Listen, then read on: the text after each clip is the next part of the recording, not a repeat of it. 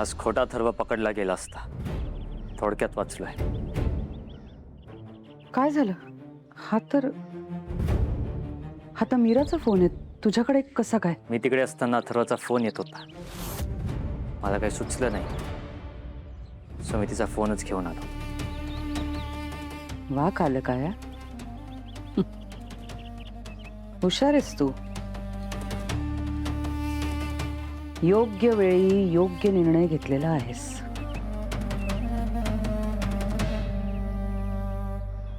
शिकतोयस हळूहळू.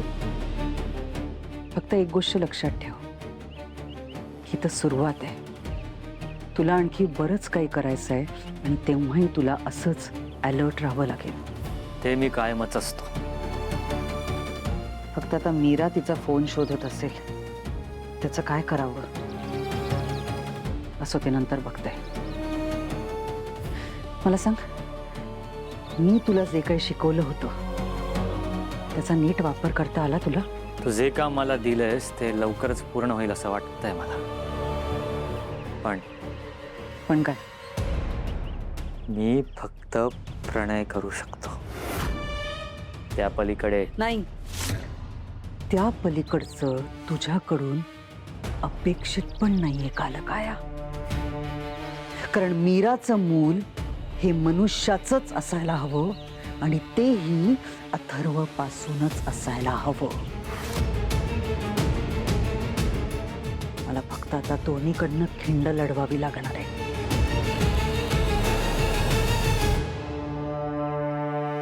खऱ्या अथर्वला देखील या डावात सामील करून घ्यावं लागणार आहे.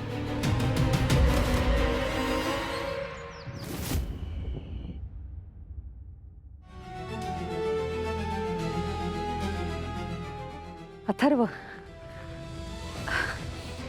कसं आहेस? ठीक आहे. ऑफिसमधला पहिला दिवस कसा गेला? छान होता, एन्जॉय केलं. दादासाहेब नाही आले? त्यांनी मला लवकर पाठवून दिलं, ते नंतर येतील. नाही, बरंच केलं. तू अजून पूर्णपणे बरा झालेला नाही आहेस. आहे, मी बरा आहे. तू बरा आहेस. बस पाणी आण.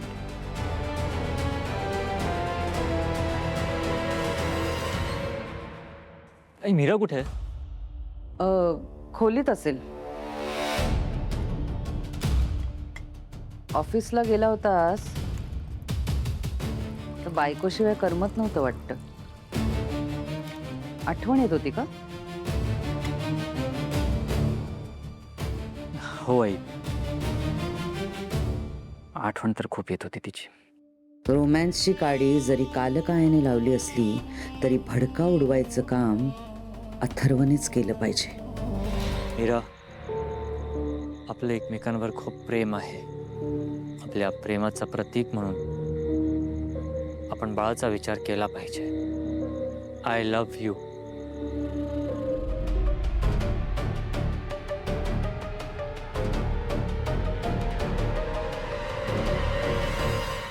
तुला मीराची आठवण येणं साहजिकच आहे, कारण मीराला सतत तुझी आठवण येत असते.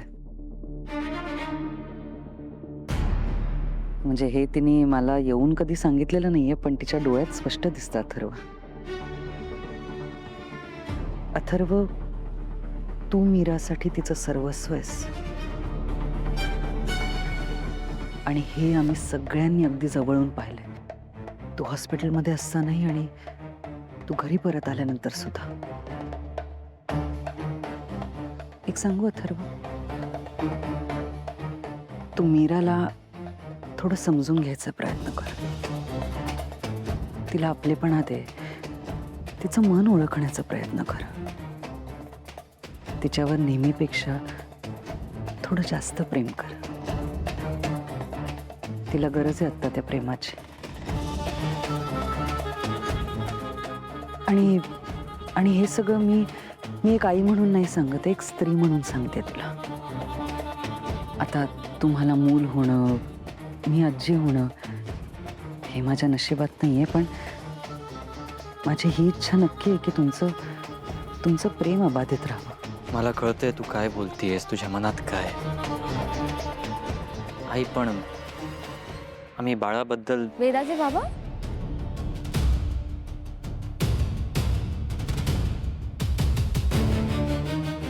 हो, तुम्ही कधी आलात? जस्ट आत्ताच आलो. तुम्ही जेवलात ना? आणि गोळ्या? गोळ्या पण घेतल्या ना तुम्ही? आणि अहो, तुम्ही निघताना फोन का नाही केलात मला?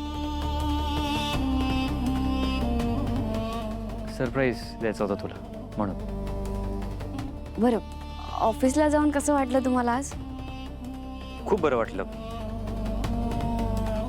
काम करून खूप एनर्जेटिक वाटलं, फ्रेश वाटलं आणि तुला मिस पण केलं. अहो, दुपारीच तर भेटून गेलात ना.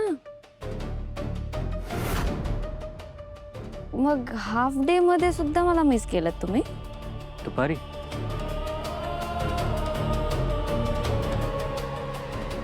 माया थांब.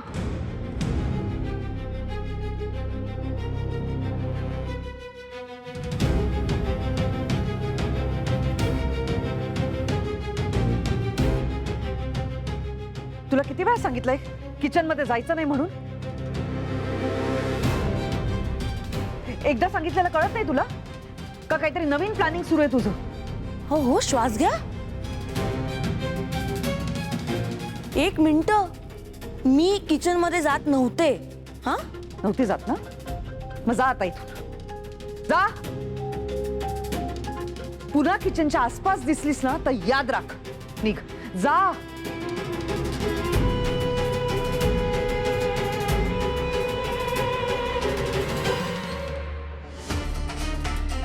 अथर्व,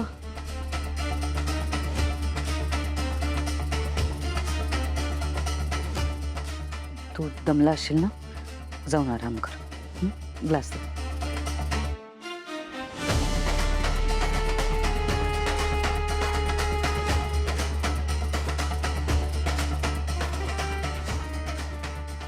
थोडक्यात वाचले, पण मीराने पुन्हा अथर्वला प्रश्न विचारायला नको. आणि विचारलाच तर पुढचं पुढे बघता येईल.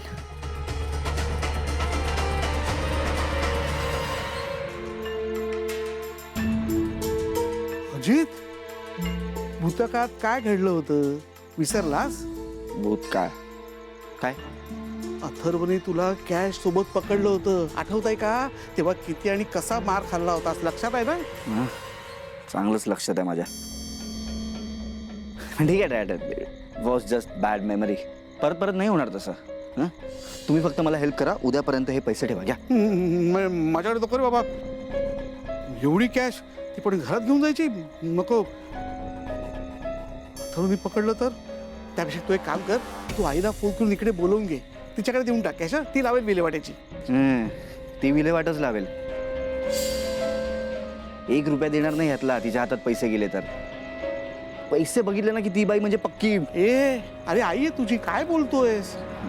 काय तुम्ही मला हेल्प करणार आहे की नाही एवढं सांगा. ठीक आहे, गड. माझा कट 10%. बाप आहे यार, काय? क्या बात है डॅड. Business mind.